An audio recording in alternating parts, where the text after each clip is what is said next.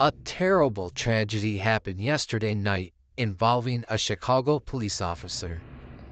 So there were reports of a Kia being stolen around 81st and South Ingleside. That's in the Chatham neighborhood.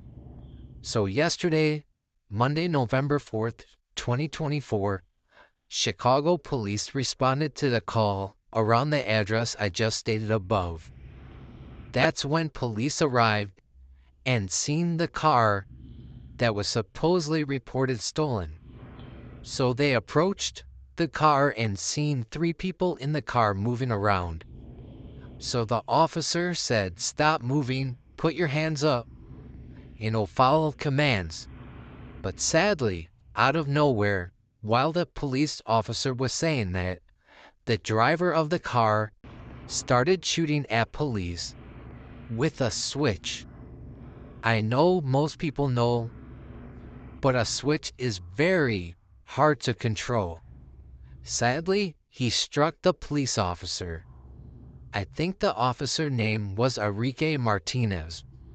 So the coward driver that started shooting ended up also striking his friend, obviously because he probably couldn't control the switch, the gun.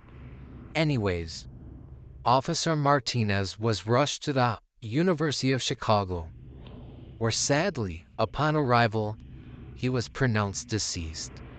Just sad. Officer was just trying to do his job. May Officer Martinez rest in peace.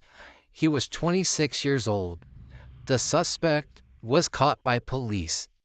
He will never see the light of day ever again. I want to send my deepest condolences out to Officer Martinez's family, friends, and all that loved him. Thanks for your service, and God bless. Everyone that knew and loved him, I pray for you. Stop the damn violence, Chicago. Like, what the That fallen police officer is 26-year-old Enrique Martinez. Chicago police officer, he is one of 2 people shot and killed during a traffic stop on the city's south side. Police officials say the 26-year-old was on the job just shy of 3 years and was shot multiple times by a gunman.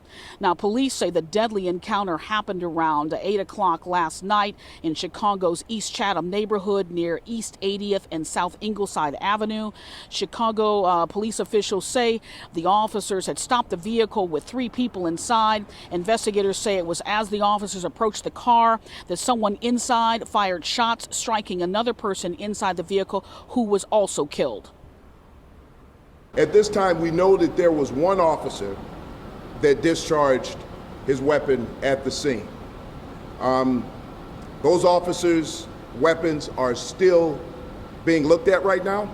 There's evidence to recover. And that's all the information that we have on it right now.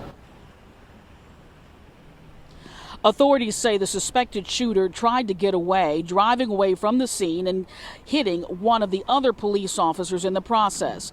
The suspect then ran away but was caught a few blocks away. Superintendent Snelling says one of the suspects was under electronic monitoring but may have cut off his ankle monitor. And we have to do everything that we can to keep violent offenders off the street, especially those who are repeating these acts. If we don't do that, then we're failing our citizens. We're failing our children. We're failing their futures. We have to keep violent offenders off the street.